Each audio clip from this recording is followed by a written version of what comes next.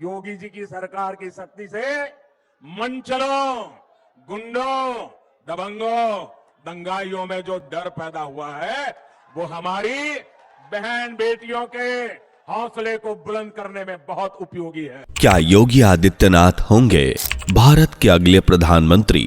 कब होने वाला है तीसरा महायुद्ध? क्या होने वाला है 2026 में प्रधानमंत्री नरेंद्र मोदी के साथ? वो कौन से हालात होंगे जब योगी आदित्यनाथ के हाथों में देश की बागडोर आएगी? आखिर क्यों कहा जा रहा है योगी आदित्यनाथ को भारत का आखिरी राजा? क्या कहती है भारत के आखिरी राजा पर संत अच्युतानंद दास महाराज द्वारा रचित भविष्य मलिका की भविष्यवाणी?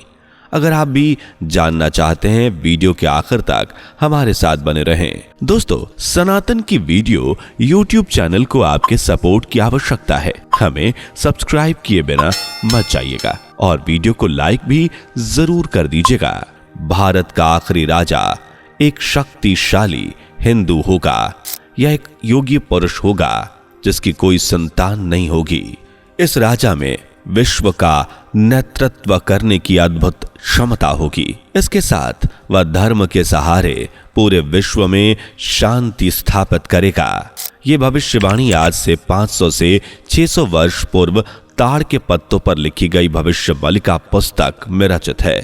अगर आपको ना मालूम हो तो बता दें कि आज से 500 वर्ष पूर्व उड़ीसा की पावन भूमि पर संत अच्युतानंद दास महाराज ने जन्म लिया था, जिन्हें सबसे बड़े भविष्य वक्ता में एक गिना जाता है, क्योंकि उनके पास भूत, वर्तमान और भविष्य को देखने की दिव्य शक्ति थी। अपनी इसी शक्ति के दम पर 4 अन्य सखाओं की मदद से संत अच्युतानंद दास महाराज ने भविष्य मलिका पुस्तक की रचना की, जिसके अनुसार भारत का आखिरी राजा एक योगी पुरुष होने वाला है जिसकी कोई संतान नहीं होगी। और लोगों का मानना है कि वो योगी पुरुष कोई और नहीं बल्कि वर्तमान समय में उत्तर प्रदेश के मुख्यमंत्री योगी आदित्यनाथ ही होंगे। और इसके कई कारण हैं। जैसे पहला तो उनके नाम के पीछे योगी लगा हुआ है और भविष्य मलिका में भी योगी शब्द रचित है। इसके अलावा वो सच्चे हिंदू और सनातन भक्त हैं और 5 बार सांसद भी रह चुके हैं। वहीं उनकी कुंडली भी इसी ओर इशारा करती है। योगी आदित्यनाथ का जन्म 5 जून 1972 को उत्तराखंड के गढ़वाल पौड़ी में सुबह 10:54 पर हुआ था। उनका वास्तविक नाम अजय सिंह बिष्ट है और जातक है योगी आदित्यनाथ, जबकि राशि कुंभ के हैं। योगी आदित्यनाथ की कुंडली सिंह लग्न की है और लग्न के स्वामी सूर्य 10वें भाव में बुध और शनि के साथ हैं। योगी आदित्यनाथ की कुंडली को पढ़ने वाले जानकारों की माने तो उनकी कुंडली में राहु और केतु दोनों ही बहुत ही अच्छे स्थान पर हैं। राहु और केतु के अच्छे स्थान पर होने की बदौलत योगी आदित्यनाथ के सामने बड़े से बड़े शक्तिशाली से शक्तिशाली दुश्मन का टक पाना भी नामुमकिन है। वर्तमान समय में हम देखें तो योगी आदित्यनाथ जिस तरह से ताबड़तोड़ फैसले लेते हैं, उनके सामने हर किसी की बोलती बंद हो जाती है। उनका बुलडोजर कहीं भी गरजे कोई आवाज तक नहीं उठा पाता। कहते हैं कि कलयुग में अगर किसी की कुंडली में राहु और केतु का साथ मिल जाए तो वो व्यक्ति जीत जाता है। कुछ ऐसा ही योगी आदित्यनाथ जी के साथ है। वो अपने सामने किसी भी दुश्मन को टिकने नहीं देते और उनके फैसले लेने का अंदाज आज उन्हें सबसे चहीते मुख्यमंत्रियों में से एक बनाता है। 2024 में भी योगी आदित्यनाथ अपने सभी दुश्मनों का नाश करेंगे। वह इनकी कुंडली में 10वें भाव पर बैठा शनि इन्हें एक ऐसे सेवक के रूप में रिप्रेजेंट करता है जिसका उदाहरण भी हम योगी आदित्यनाथ के सेवक भाव को देखकर समझ सकते हैं। आपने देखा होगा कि योगी आदित्यनाथ हमेशा गौ सेवा के लिए आगे रहते हैं। मानव सेवा के लिए भी वो कभी पीछे नहीं हटते। उन्हें जब भी मौका मिलता है वो इंसानों के साथ साथ जानवरों की सेवा करने के लिए भी निकल पड़ते हैं। वहीं उनकी कुंडली में 5वें और 8वें भाव में गुरु की दृष्टि, 11वें भाव में मंगल है, जो ये दिखाता है कि योगी आदित्यनाथ दिमाग से भी बहुत तेज हैं। आपने देखा ही होगा योगी आदित्यनाथ अपना कोई भी फैसला कभी भी जल्दबाजी में नहीं लेते। बल्कि वो पहले इत्मीनान से तसल्ली करते हैं और फिर कोई फैसला लेते हैं। ये दर्शाता है कि वो कितने तेज और कुशाग्र बुद्धि के हैं। इसके अलावा बुध और शुक्र के एक साथ होने के चलते योगी आदित्यनाथ की कुंडली में कर्मयोग भी बन रहा है और यही कर्मयोग इन्हें आने वाले समय में भारत देश का प्रधानमंत्री बनाएगा। वर्तमान समय में योगी आदित्यनाथ के कर्म उन्हें काबिल और महान नेता बनाते हैं और उनके कर्म ही उन्हें आने वाले समय में भारत के देश के प्रधानमंत्री पद तक भी पहुंचा सकते हैं। हालांकि इसमें देश के वर्तमान प्रधानमंत्री नरेंद्र मोदी का भी बराबर का सहयोग होगा। जी हां मित्रों, और ऐसा हम नहीं बल्कि प्रधानमंत्री योगी आदित्यनाथ की कुंडली कह रही है। दरअसल पीएम मोदी की कुंडली में शुक्र 15 डिग्री का एक बलवान ग्रह है जो उनकी कुंडली में शत्रु ग्रह है, यानी ये ग्रह उनके लिए मुश्किलें खड़ी कर सकता है और ये मुश्किलें उनके स्वास्थ्य से जुड़ी होंगी। जानकारों की माने तो 2024 में एक बार फिर प्रधानमंत्री नरेंद्र मोदी ही देश के प्रधानमंत्री के रूप में अपना तीसरा कार्यकाल संभालेंगे और देश की गद्दी उन्हीं के हाथों में होगी। 2024 से 2025 तक नरेंद्र मोदी कई बड़े और अहम फैसले लेंगे, लेकिन साल 2026 में उन्हें कुछ स्वास्थ्य संबंधित समस्याएं होंगी।